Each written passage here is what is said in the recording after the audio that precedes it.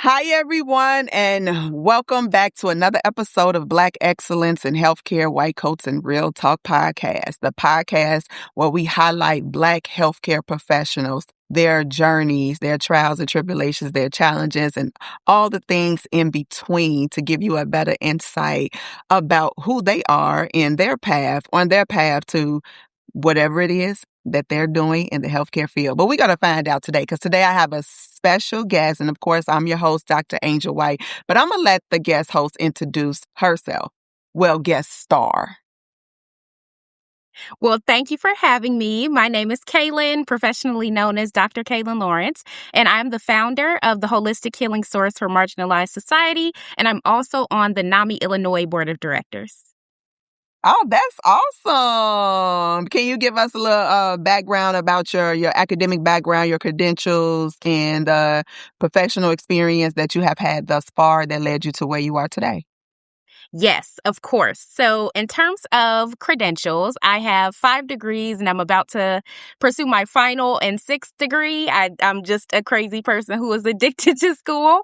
My 2 undergrad degrees my first was an associate's in business and humanities. The second was a bachelor of science in social science and liberal studies. I have 2 masters, one in management and leadership and one in criminal justice. And then my doctorate is in pastoral counseling. And I'll be pursuing a doctorate in educational psychology starting later this year because it'll only be about a year and a half building on top of my previous studies. And I think it'd be a great addition to round off all of my education.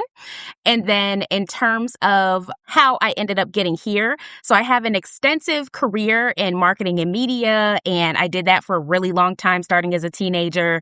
And through that work, I realized I really loved working with nonprofits, specifically in healthcare and education. During COVID, I briefly worked as a pediatric behavioral therapist and decided I wanted to go back to school to expand my work into more of a health-focused type of role. So I started going back to school, and I eventually got to the point where I built up a reputation in healthcare communications and advocacy and things like that. And now I'm looking to expand that work through the Holistic Healing Source for Marginalized Society and through my work with NAMI. Okay, that is amazing. So who or what actually inspired you on this path that you decided to embark on? Well, I would say it's probably been a few different people. In terms of like my advocacy work, I look up to a lot of the greats, like Kamala Harris, Michelle Obama. I could go on and on there. In terms of my specific interest in mental health, my lived experience being a multi-time suicide survivor and living with major depressive disorder, and then also having struggled with alcoholism and substance use in the past, my lived experience plus those of a lot of people close to me, it eventually became clear to me that would be something that I would be a great fit to advocate for just because I have so much experience with it, which is how I ended up, going back to school and all of that. Okay. So since you brought that up, what has helped you get through those particular things? Was it therapy or just having, supportive like family and friends, or both? It was definitely both, like having loved ones who care about you and who you can talk to and, work with you to be your best self. That certainly helps. And I am forever grateful for that. But I'd say, even more so outside of just my social network of support, being able to lean into a good one-on-one private therapist. I've had a bunch of them throughout my lifetime. My first suicide attempt was my 14th birthday, so I've been in and out of therapy most of my life. But finding a good therapist who understands your goals and who you relate to and who can get you to where you need to be, totally credit that. I love my current therapist. I've been with her for almost 3 years. And the one before her was good too. And the one before her was also good. But they served me for different needs at different points of my life. And then outside of that, support groups. So I am a huge proponent, not just because I'm on the NAMI Illinois board, because I've been going to these since long before I even thought being on the board would be a possibility, but the support groups, being able to have that community with people who understand your circumstances and they're not in your day-to-day life, so that, you don't feel that sense of like hesitance to like share certain things because you're not worried like, oh, are they going to tell so-and-so, or are they going to be offended if I say this? Like having that community of people who can listen to you, uplift you, and encourage you like during your crisis, it's I can't even verbalize how impactful that has been. So that plus a bunch of self-care and like more like complementary practices that I engage in, all of those things have helped me become stable. And that's great. And the only reason I ask is because a lot of times, people, see the outside, they see the degrees and the titles and things like that. And sometimes they put us on this high pedestal when it comes to that, as if, we're not humans too, as if we don't go through things too as well. So it's a beautiful thing to see, people who have overcame, challenges, especially mental health challenges, because I'm sure somebody, that's watching or in the audience and like, oh, wow, they overcame it. I could overcome it too. And sometimes it's really important when they see others that kind of look like them, and they kind of better understand, that therapy do help. Therapy do work. Having a support system, having group support if you really don't have the family support too as well. So I'm glad you shared that and you brought that up. I really, really appreciate that. And I'm sure, someone who's listening in appreciate that too as well, because that doesn't dictate your future, your path, or who you become. Right. And you are so right there. And also I'll add, I've also been on and off medications too, several of them, so adding in even that psychiatric component on top of like the talk therapy, the support groups, self-care, the social life, all of that. Like sometimes you really just need that well-rounded approach, like especially if you're in crisis, so like people may sometimes assume, like you say, like, oh, they've got it all together. They have nothing to be upset about. What are they struggling with? And they don't know that sometimes you are out here fighting demons. You are out here like struggling with some challenges, either internally or externally or both. So I am a huge proponent for radical transparency. And like some people think I'm like crazy because like I've even been like on my stories, like sobbing, crying at very low moments, sharing with people like, this is how I'm feeling. I'm feeling very, very low. I'm not quite suicidal, but I'm not too far from that. This is the steps I'm going to take to get myself out of this position so that I don't worsen, and this is, if you're in a similar situation, here are some steps that might help you too.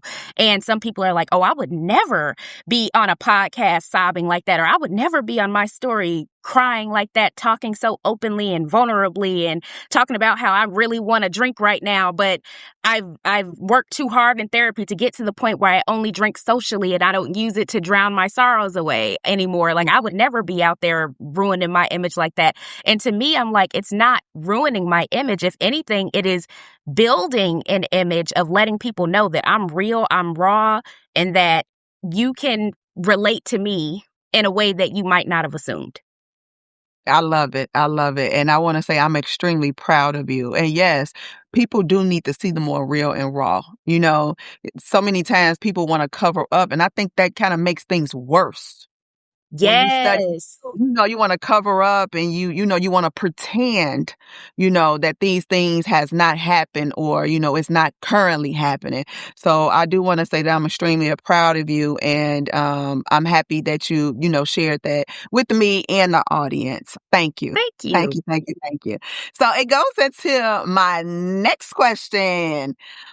What does Black excellence mean to you?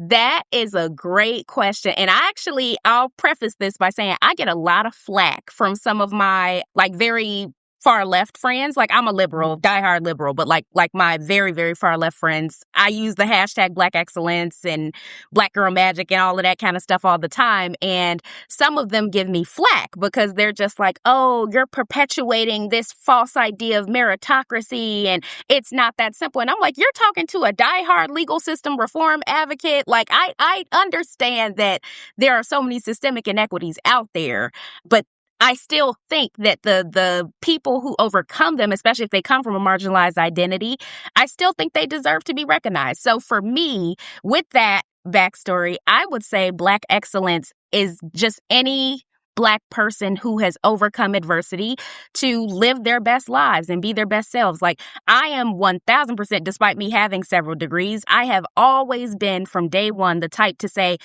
success don't look the same for everybody. Everybody don't got to go to college or university. Some Right. people that looks like them going to trade school, making great money as an electrician or as a HVAC technician or as, a pipe fitter or elevator mechanic or whatever it is, because they can make great money doing that too. Some people that might be starting a business and monetizing artistic gifts that they have and doing well doing that. Other people like us that may be getting a bunch of degrees and excelling in their career that way. So for me, that's what Black excellence means. I love it. I love it. I love it, love it, love it. And I love how you broke that down. Thank you. Thank you. I love that. So I see you got that pretty white coat over there. Thank you. So do you. Thank you. So for you personally, what does that white coat symbolizes for you personally? For me, as somebody who is primarily a researcher and an educator, especially a community educator, I would say being able to come to these spaces and say that I have achieved advanced study in fields that can really benefit the people that I am looking to serve. And I can educate you in a way where I can break it down to, the level of an elementary school kid, or I can talk at you on the level of a doctoral student or someone who's doctorally prepared. Being able to have a wide array of knowledge that I can help the community with tangibly, it just makes me so happy. And even though I ended up deciding after working during COVID in direct care in peds, I decided that probably wasn't where my skill set would shine the most. I still very much feel like I am making as good of an impact, not being in direct care and being on the education, research, advocacy side. So that's what it means for me. That's a powerful meaning. That most definitely is a powerful meaning. So now I kind of want to tap into, so you can let the audience know a little more about this non-for-profit, let us know a little more about what you're currently doing right now and, the value that it brings to others. So for me, I'd love to talk about two different endeavors that I'm doing. So I guess I'll start with NAMI, Illinois. So NAMI, Illinois, or not even NAMI, Illinois, but the National Alliance on Mental Illness, which is what NAMI stands for. They are the largest grassroots mental health organization in the country and one of the largest in the world. So for me, being able to become elected on their state board of directors I was 29 at the time, based on my lived experience and my educational background, that was an honor that I couldn't even describe. I cried for days over that. And being able to be actively involved as the development chair, in building partnerships and contributing ideas to fundraising and creating content and, speaking at the conferences and things like that. Like me being able to be involved in this work, and this is volunteer, so I'm doing it for free. It is very rewarding in a way that I couldn't even put words to, especially because their support groups are part of the reason I'm still alive today. Because at the time when I was in my last crisis, like I had been going to therapy, I had been on and off the meds, I had been doing the self-care, I had been doing the traveling, the jet setting, the red carpets, all of that. It was until that layer of the support groups came that I was able to be stable long-term, no suicidal ideation, or reaching that low of a point again, so me knowing that I benefit from their services, it makes me go even harder.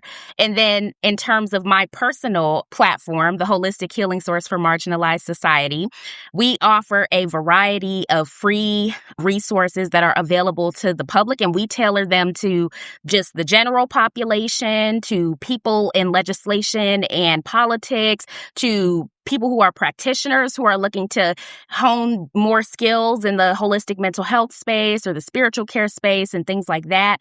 And even thinking about like our online library of self-help ebooks that we launched last year. I think it was end of last year, maybe.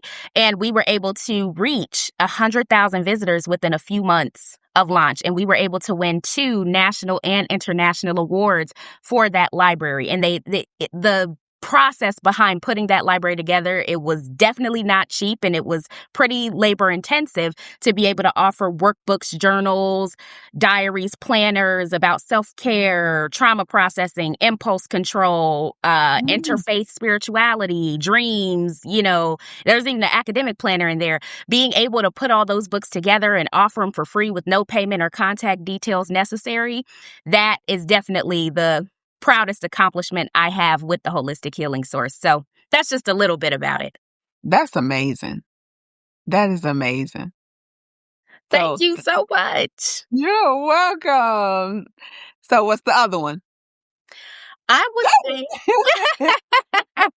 would say honestly, like the amount of micro philanthropy that I have been able to do, I'd say I'm extremely proud of. So being able to not only invest in my own work through sweat equity and financially through like the Holistic Healing Source or the work I do with NAMI, but being able to like give back to nonprofits that I see doing work that I don't have the capability to do.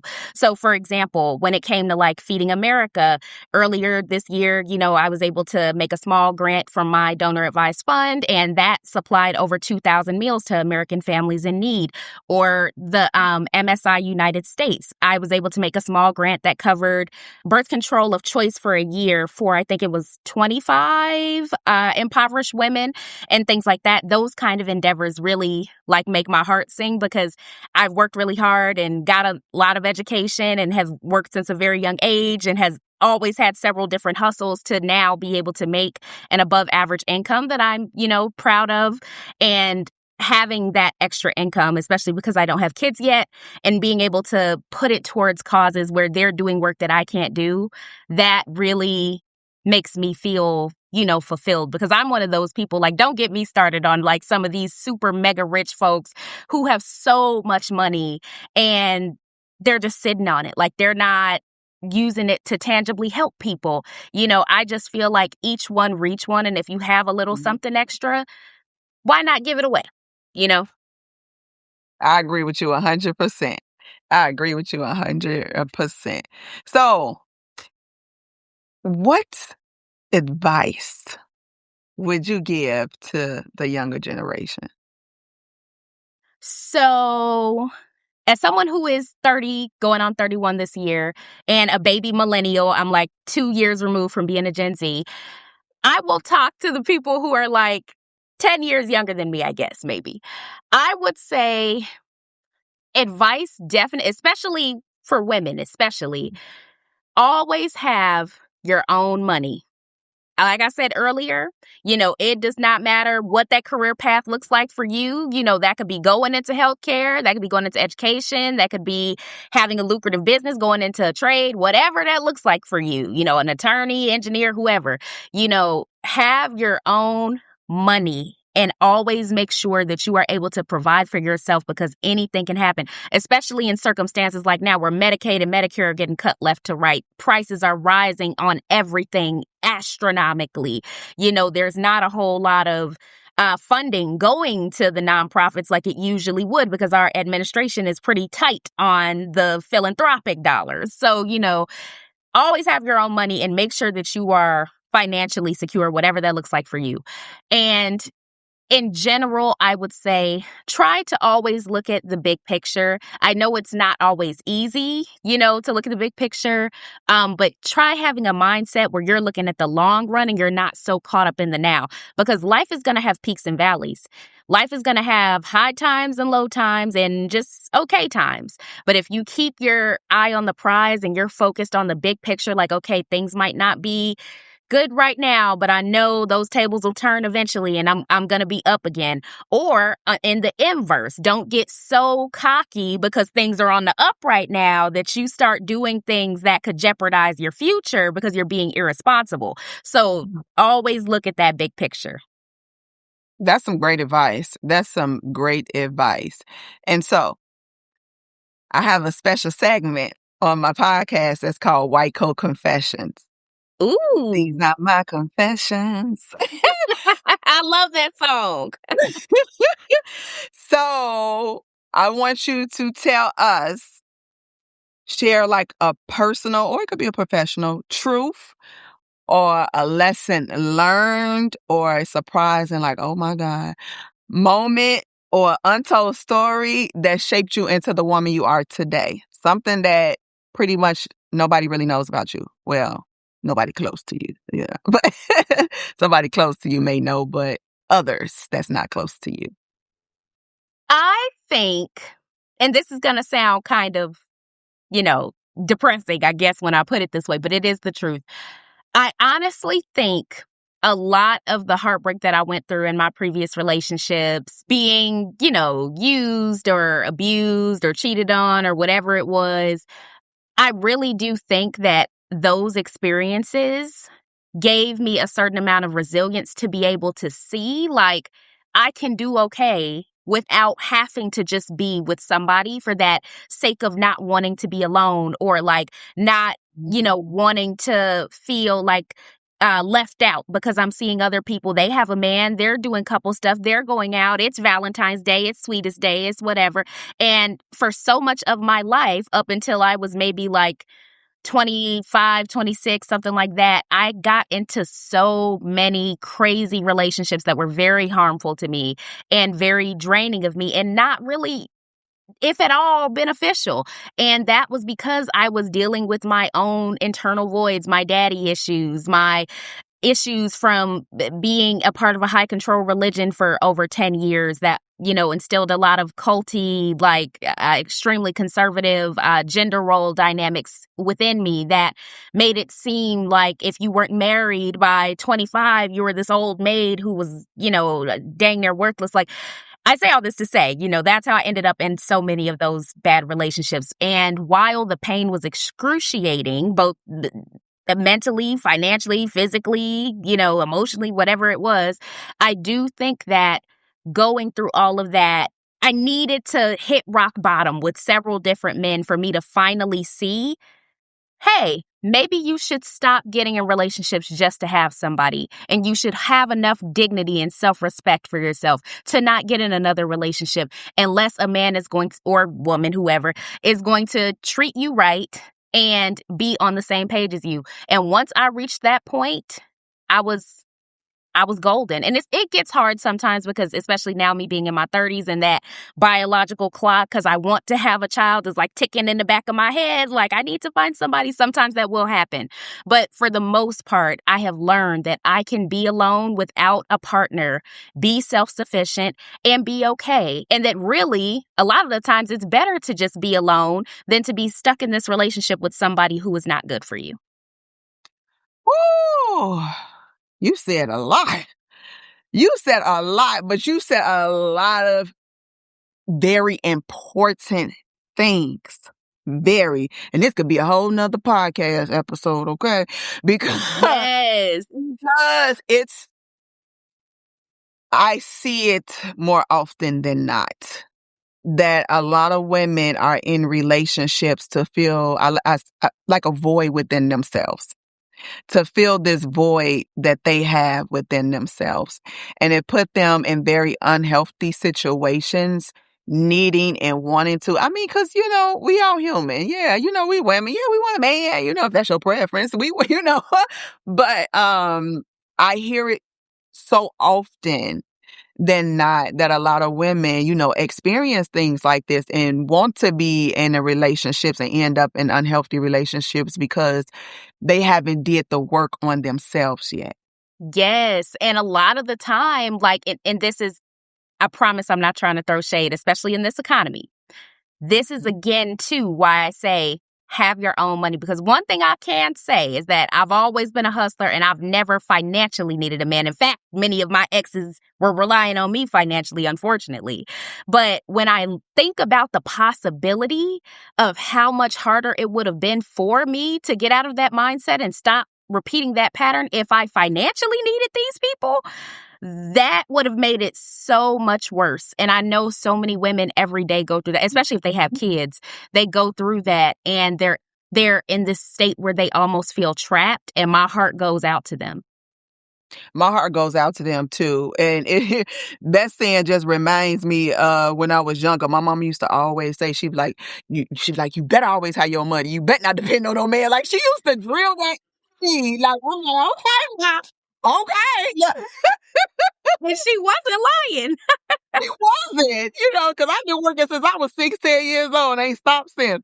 But she always drilled that into me, and because she used to always be like, you get somebody the hand to feed you, you could give them that same hand gonna starve you, if they want to. So she used to always be like, you better always have your, and I just always kept that in my mind. Like, I didn't dated men who was like, no, you ain't gotta work. I don't want you to work. And yeah, I'm like, me too. And I said, well, no, and it didn't work. I may not work as much, but I'm gonna work to get my own coins, right?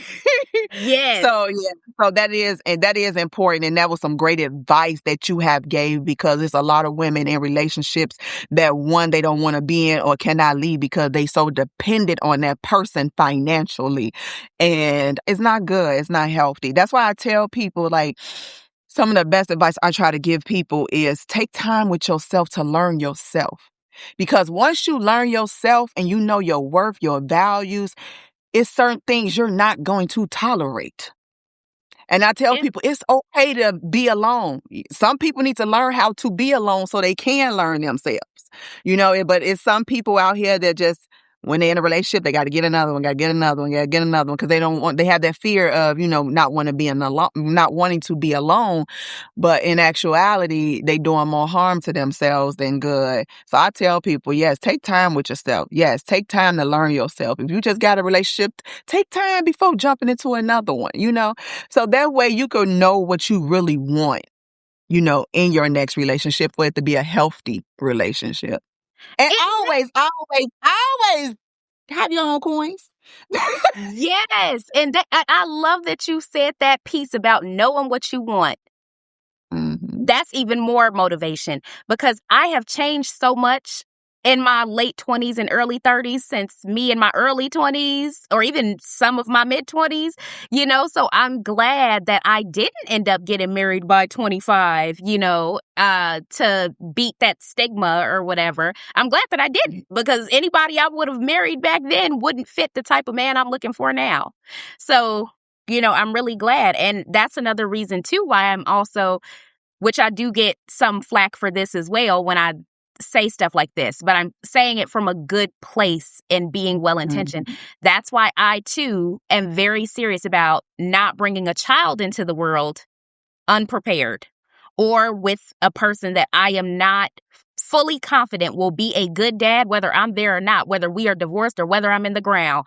Like, me feeling very strongly like I will not physically bring a child into the world without having that has saved me a lot of the time too, because I don't have that connection to the man of, oh, we have a baby together. So I've been able to move on faster because I didn't have that connection to them.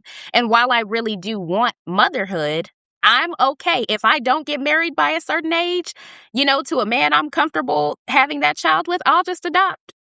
There's plenty of kids already out here, that need that love. Love. Yes. And that's good that you're being patient with yourself, to make sure that, that you do have a good partner, because that's very, very important. That's very important for that child too, as well. So you gonna have your husband and your kid, girl. I'm already speaking it over. I hope so. I would love that. Yes, but in the meantime, just keep being great, keep working on yourself, and keep putting good things out in the world like you're already doing. Well, being able to be on your show, like, especially since I've watched some of your episodes before this, I was just like, wow, She's inspirational. She's got a lot going on for herself, especially being like in the Chicagoland area too. Like, I love meeting other women who are like-minded. Me too. I do too. And wait, you sure is in the Chicagoland area. You were supposed to come sit on my couch. Well, see, What? if I didn't have if I didn't have such a checklist today, I certainly would have been at the house. It's okay, but I'm just glad you joined. I'm glad you joined. Now, before we end this episode, I do some rapid fire questions just so the audience could kind of, get in your business a little bit and just kind of know who you are a little bit and what you like. So, Okay. I'm gonna start off, but be ready. Say whatever comes to mind first, okay? Coffee or tea? Oh, tea. Early I bird. don't even drink coffee. Okay. Good. You about the first one that said tea on this. But that's good. Are you an early bird or a night owl? Early bird. Okay, me That's too. why I don't need coffee. Me too. Okay. Steak or seafood? Steak. Me too. See? We're pretty in sync. I see. Okay, so iPhone or Android? Android. I'm a Samsung girly. I think you're the first one. Yay! There's so many people. There's so much controversy with this Android and iPhone. I'll be like, I do not care for real. No. I am not paying all that money for an iPhone. Huh? I'm not paying all that money for an iPhone. My Samsung works just great. It works just fine, huh? It do what it needs to do, right? Yes. Are you a books or podcast? Podcast. I used to be a huge bookworm as a kid, but as a busy adult, I need something I can multitask with. Okay. Are you a person that lead with your heart or lead with your mind? Ooh. So my personality, I think it's the Myers-Briggs. I'm a ENFJ, which means I just slightly lead with my feelings, but I do consider myself to be pretty analytical. Okay. And pragmatic. Okay. Mentor or self-made? I would say, can I say a mix of both? Or I gotta pick one? You got to pick one. Well, then, if that's the case, then I won't say self-made because I think the vast majority of people had some kind of help from somebody. So I won't say self-made then. No. Oh, okay. I love it. I trick people up with that question. They be like, but I feel like you can't go through life. You can't go through life alone. So something has helped you along the way. A teacher, a manager, a client, a friend, Mm-hmm. an elder, somebody. Right, somebody. Legacy or lifestyle? Definitely legacy, because I'm not super materialistic, so I prioritize my impact on the world over my physical possessions. Okay, I like that. Okay, so what's one habit that changed your life?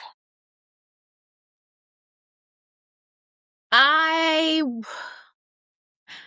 would say getting serious about therapy and not playing around. Like being serious about I'm going to actively implement what my therapist is telling me and not just using this as a vent cry session so I can blow off steam, but being serious about, okay, like, is this my homework for the next time? Let me write down my to-do list or do my journal activity or whatever. Getting serious about that really changed things for me. Okay, I like it. Okay, so now I want you to give me just one word that describes your journey. Just one.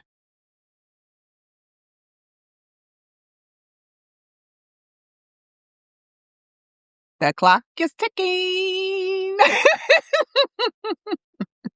I'm going to say eventful. Okay. Like that. Eventful. Okay, I your am journey somebody been who very eventful. always got some crazy stuff going on. So eventful. Okay. Okay. Well, thank you so much. I appreciate you participating in my rapid fire. Thank you. So before we wrap up this episode, what are some upcoming projects or goals or ventures you are excited about? And also let the audience know how they can connect with you, how they could get in your business, follow you and stuff like that. Mm-hmm. Well, I'm excited about the NAMI Illinois conference coming up in October. Go to the website if you want to check it out. It's a 1.5 day Friday and Saturday conference. Very, very low cost, and they offer even more reduced price tickets for people who have lived experience with mental illness. Check that out. Go to the holistichealingsource.org. Check out all of our free resources. And we have some more professional courses coming up within the next couple of months that we're going to release on top of the several we already offer. So holistichealingsource.org. Check that out. And then also, I'd ask you to keep up with me on social media. So my name on social media on Instagram and Facebook is just Calynn M. Lawrence. So Calynn Lawrence with an M in the middle for Mariah, my middle name.